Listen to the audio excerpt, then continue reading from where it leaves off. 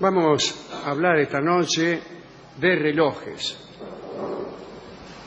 Escribió Plauto que los dioses maldigan al primer hombre que descubrió cómo señalar las horas y que maldigan también a aquel que inventó el reloj de sol para cortar y despedazar de manera tan infame mis días en pequeños trozos.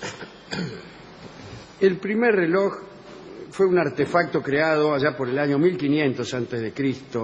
en Egipto.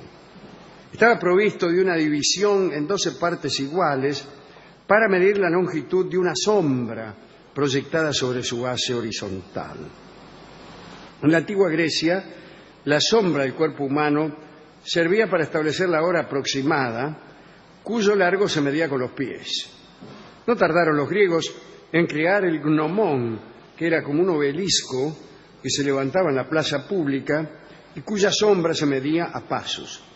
Luego se marcó la medida en el suelo, con lo cual pudo verse la hora sin necesidad de andar midiéndola en cada caso.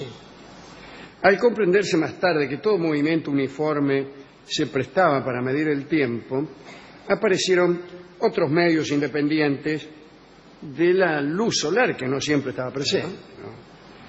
Los llamados relojes de noche, o clepsidras, claro, consistían en recipientes provistos de marcas en los que el nivel del agua, que se escapaba por algún agujero, indicaba el correr del tiempo.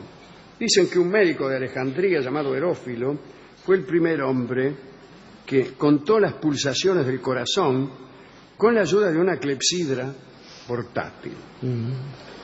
Alfredo el Grande, rey de Inglaterra, se pasaba largas horas en vigilia tratando de dar con una solución al problema de cómo establecer la hora exacta en que debía comenzar la primera misa.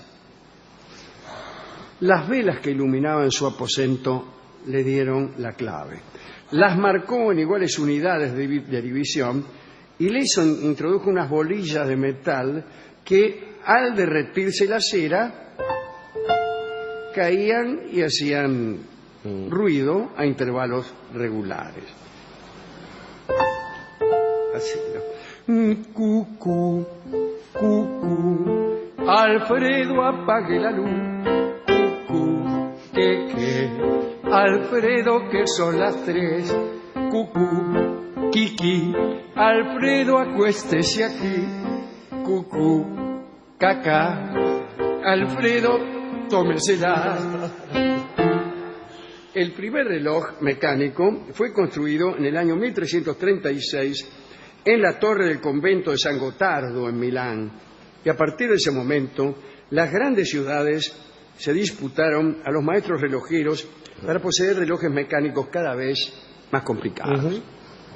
En el año 1571, el Consejo de Estrasburgo llamó al relojero suizo Isaac Habrecht para dotar a su magnífica catedral del reloj más completo visto hasta ese entonces.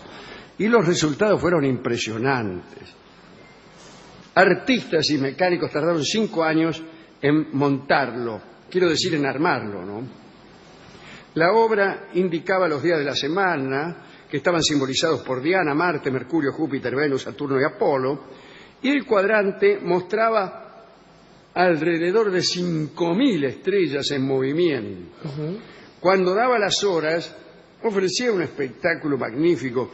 Todo su intrincado mecanismo empezaba a moverse y a adquirir vida. La muerte levantaba su maza. Todas las campanas sonaban, desfilaban los apóstoles, inclinándose en profunda reverencia. El rugido de los leones que sostenían el escudo de la ciudad llenaban de pavor a todo aquel que se hallaba cerca. Al levantarse el sol, comenzaba a cantar un gallo ubicado en lo alto de la torre. Un calendario hacía ver las fases de la luna, los eclipses solares y lunares, la fecha de la fiesta religiosa y los resultados de la quiniela. Demasiado. Todo junto. Todo junto.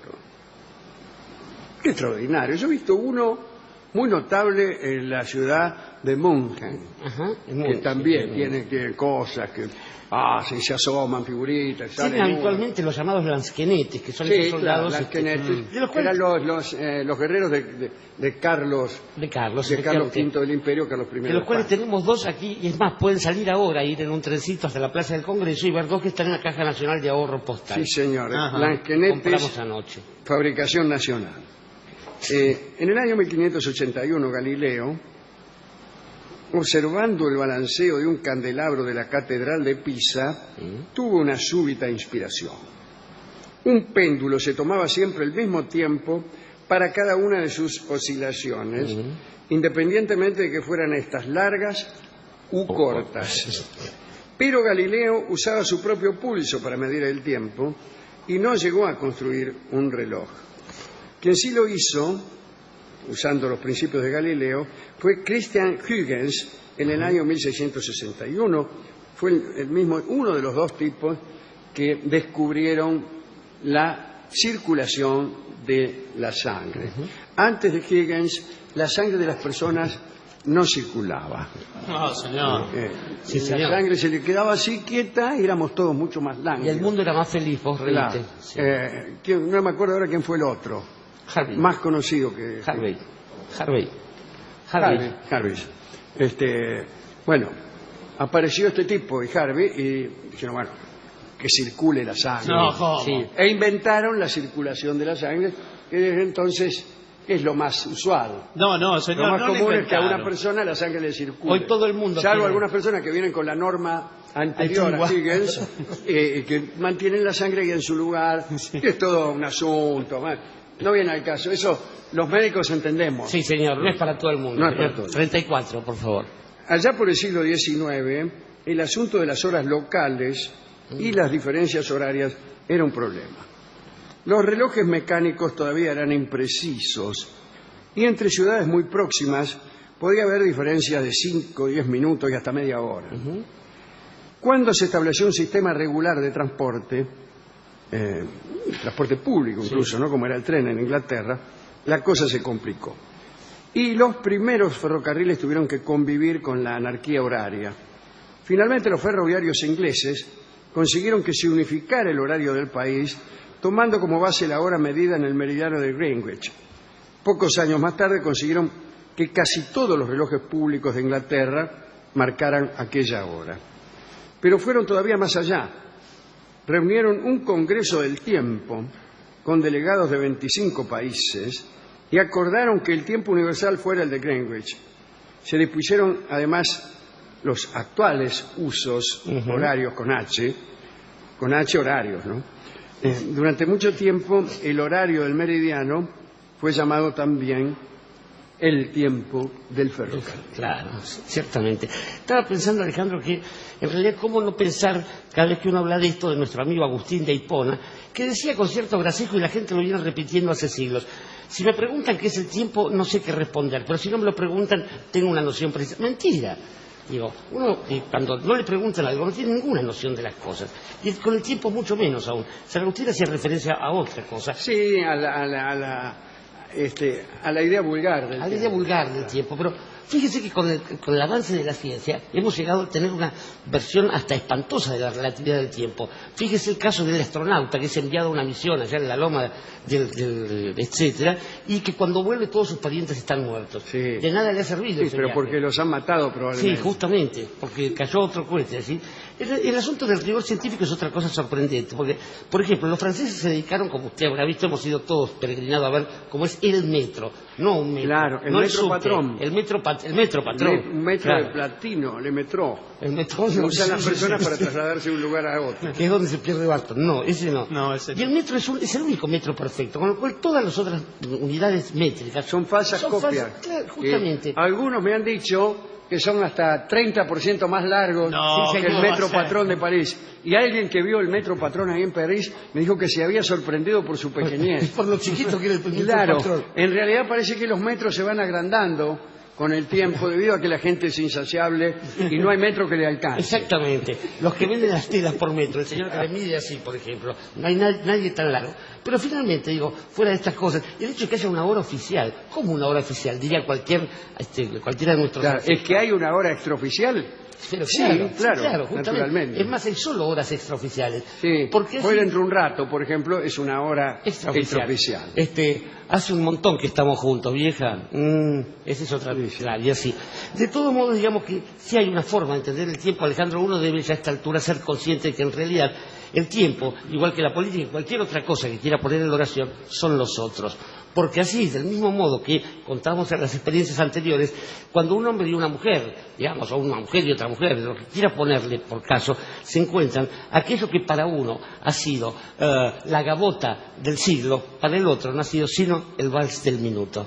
Y vals del minuto es un curioso vals de Chopin que se usaba muchas veces para medir un minuto. Con el tiempo ha empezado lo mismo que le pasó al metro patrón. El vals original medía un minuto, pero esto es de hoy en día, ya miden casi 2. ¿Se imagina qué lindo los partidos de fútbol cuando hay descuento el tipo dice así, hace así y empieza a tocar el vals del minuto? De todos modos, vamos a escuchar este vals, que significa que para el pianista el tiempo es lo que él quiere. Claro. Y cuando un pianista toca demasiado justo, no es un buen pianista. Pero cuando toca demasiado injusto, tampoco es un buen pianista. San Agustín. Vamos a escuchar entonces este vals del minuto. ¿En qué versión tenemos, Marta? La de Fischer. Bueno, 10. No tardaron los griegos en crear el gnomón, que era como un obelisco que se levantaba en la plaza pública y cuya sombra se medía a pasos. Luego se marcó la medida en el suelo, con lo cual pudo verse la hora sin necesidad de andar midiéndola en cada caso. Sí. Al comprenderse más tarde que todo movimiento uniforme se prestaba para medir el tiempo, el primer reloj fue un artefacto creado allá por el año 1500 a.C. en Egipto. Estaba provisto de una división en 12 partes iguales para medir la longitud de una sombra proyectada sobre su base horizontal. En la antigua Grecia, la sombra del cuerpo humano servía para establecer la hora aproximada, cuyo largo se medía con los pies, que contó las pulsaciones del corazón con la ayuda de una clepsidra portátil. Alfredo el Grande, rey de Inglaterra, se pasaba largas horas en vigilia tratando de dar con una solución al problema de cómo establecer la hora exacta en que debía comenzar la primera misa. Vamos a hablar esta noche de relojes. Escribió Plauto que los dioses maldigan al primer hombre que descubrió cómo señalar las horas y que maldigan también a aquel que inventó el reloj de sol para cortar y despedazar de manera tan infame mis días en pequeños trozos. Y aparecieron otros medios independientes de la luz solar, que no siempre estaba presente, ¿no? Los llamados relojes de noche, o clepsidras, claro, consistían en recipientes provistos de marcas en los que el nivel del agua, que se escapaba por algún agujero, indicaba el correr del tiempo. Dicen que un médico de Alejandría llamado Herófilo fue el primer hombre